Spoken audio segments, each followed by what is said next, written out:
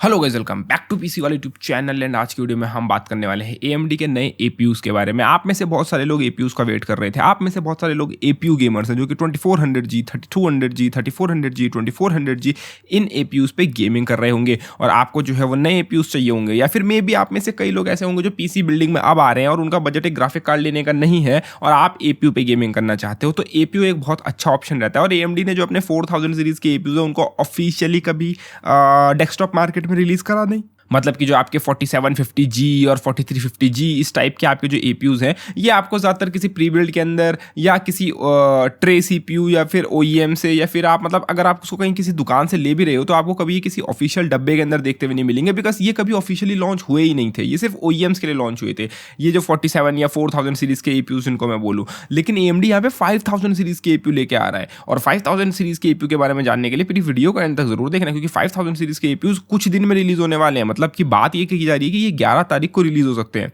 अब 11 तारीख तो आने वाली है।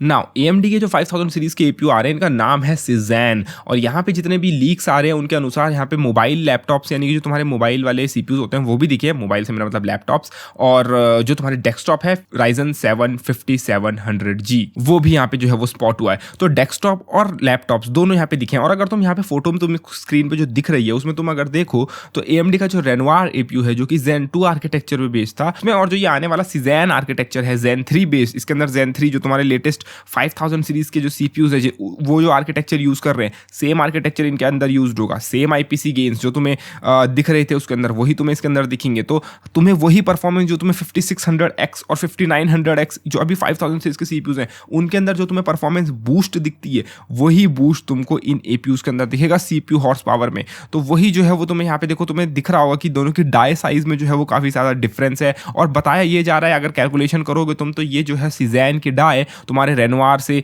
10% बिगर है। तो अब वो 10% बिगर ऑफ कोर्स होगी क्योंकि ऑफ कोर्स नया आर्किटेक्चर था, उसके अंदर तुम्हें बड़ी L3 यूनिफाइड कैश जो है वो देखने को मिली, तो ऑफ कोर्स उसको एकोमोडेट करने के लिए तुम्हें थोड़ा साइज तो बढ़ाना ही पड़ेगा। प्लस इसके अंदर तुम्हारा फिर वो IGPU वाला सेक्शन भी है, तो ऑफ कोर्स तुम्हें ग्राफिक्स एंड CPU कोर्स वगैरह वो सब उसके अंदर इंप्लीमेंट करना है, तो तुम्हारा थोड़ा साइज में तो ऊपर नीचे होगा ही होगा ना। बोला ये जा रहा है, इंडिकेशंस जितनी भी आ रही हैं वो यही आ रही है कि जो तुम्हारे 5000 सीरीज जो है ये APUs की ये जनवरी 11 को AMD अनाउंस कर सकता है। अब ये मार्केट में कितने अवेलेबल होंगे, किस हिसाब से अवेलेबल होंगे, इनकी प्राइसिंग क्या होगी वो तो AMD अपने कीनोट में ही बताएगा। AMD अपने जो भी इनकी प्रेजेंटेशंस होंगी उसमें बताएगा। लेकिन यहाँ पे जो 5700G स्पॉट हुआ था उसकी जो है वो यहाँ पे क्लॉक स्पीड्स एंड उसके अंदर जो इंटीग्रेटेड ग्राफिक्स हैं उसकी स्पेसिफिकेशंस की कितने कोर्स होंगे, कितने मतलब I mean not CPU course, I mean graphic compute units कितनी होंगी और उनकी क्या क्लॉक स्पीड्स होंगी, किस क्लॉक स्पीड्स पे वो चलेंगी, तो वो सब जो है वो यहाँ पे कुछ नहीं दिखा। But at least 5700G APU spot हुआ और तुम्हारा जो दूसरा मोबाइल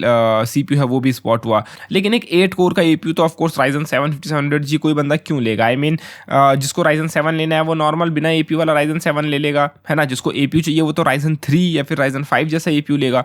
लेकिन वो जो Ryzen 3 और Ryzen 5 जैसा जो बंदा APU लेगा वो जो है वो भी आ सकते हैं। तो आपके जो है वो 5400G या फिर 5200G Ryzen 3 इस टाइप के APUs भी मार्केट में आ सकते हैं। तो आप में से कई लोग जिनका बजट नहीं होता है, लाइक बहुत सारे गेमर्स होंगे जिनका बजट 3050 Ti या 3050 लेने का भी नहीं होगा, ठीक है, उनको APU पे गेमिंग करनी है। या कई सारे लोग ऐसे होंगे जिनको कि अभी PC बिल्ड करना है और बाद में वो एक तगड़ा ग्राफिक कार्ड लगाएंगे। तो यहाँ पे अगर कोई बंदा एक Ryzen 5 5400G मान लो कोई CPU आता है उसको अभी बाय करके उसके APU पे गेमिंग कर लेता है, हल्की फुल्की उसका PC ऑन हो जाता है और बाद में एक खतरनाक ग्राफिक कार्ड लगा देता है लाइक 3060 Ti या 3070 जैसा, तो उसके लिए भी ये APUs जो है वो काफी इंटरेस्टिंग चीज रहने वाले हैं। तो यहाँ पे देखने के लिए बहुत कुछ है। यहाँ पे देखो तुम्हारे पास तो ये भी देखने के लिए ये भी है कि AMD के जो ये लैपटॉप्स के अंदर मतलब आई मीन जो तुम्हारे 5000 सीरीज के ये जो APUs जो स्पॉट हुए हैं ये जब लैपटॉप्स के अंदर आएंगे तो इनके अंदर PCI लेंस कितनी होंगी, बिकॉज डेस्कटॉप के अंदर तो कंप्लीट 20 लेंस होंगी, लेकिन लैपटॉप के अंदर अगर तुम्हें याद हो तो 4000 सीरीज के अंदर जो है वो ओनली 8 लेंस थी। तो क्या तुम्हें इसके अंदर ज्यादा लेंस देखने को मिलेंगी? PCI 4 के सपोर्ट का क्या होगा, क्योंकि बात तो की जा रही है कि वो अगली सीरीज के अंदर होगा